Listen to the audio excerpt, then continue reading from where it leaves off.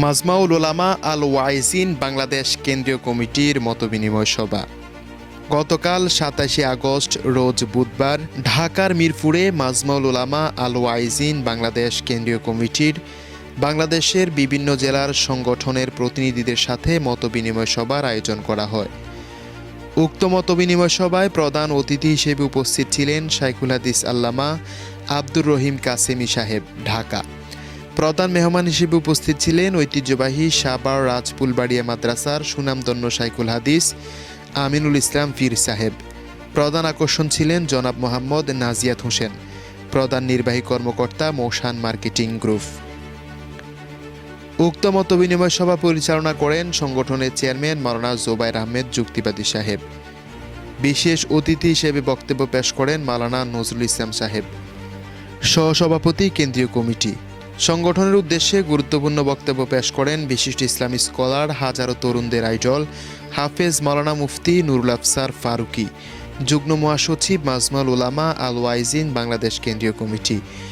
উক্ত মতবিনিময় সভায় বাংলাদেশের বিভিন্ন জেলার প্রধান দায়িত্বশীলগণ সংগঠন নিয়ে তাদের মূল্যবান বক্তব্য পেশ করেন।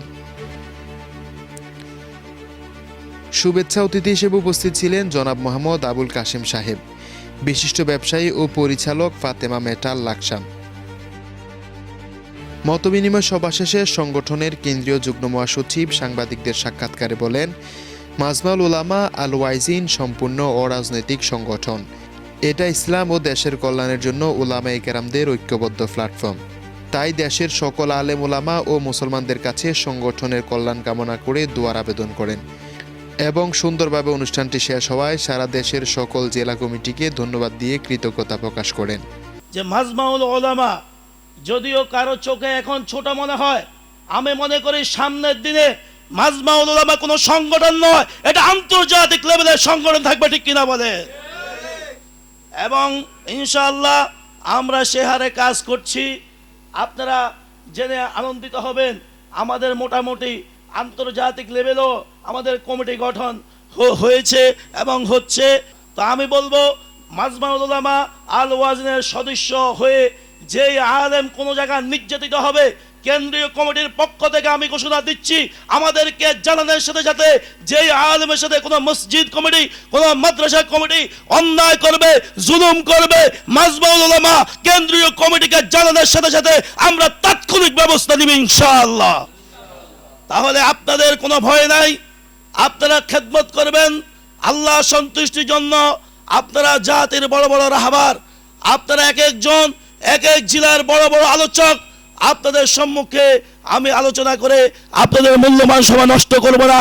তবে আমি এতটুকু কথা বলবো, আমাদের সামনে যে চিন্তা ভাবনা, যে যারা নিরীহ দুর্বল আলেম সংগঠনের পক্ষ থেকে তাদেরকে বিভিন্নভাবে প্রণোদনা হাদিয়া দিয়ে তাদেরকে স্বাবলম্বী করা এবং তাদেরকে উচ্চ পর্যায়ে নিয়ে আসা, এবং যারা ওয়াজের ময়দানে অপরিচিত তাদেরকে পরিচিত পর্যায়ে নিয়ে আসা, গরিব দুঃখী অসহায় মেয়ে বিধবা নারীদেরকে বিবাহর ব্যবস্থা করা, বন্যা ক্ষতিগ্রস্ত ব্যক্তিদেরকে সহযোগিতা করা, যেটা আমরা ইতিপূর্বে করেছি বিভিন্ন পত্রপত্রিকা মিডিয়ার মাধ্যমে আপনারা দেখেছেন।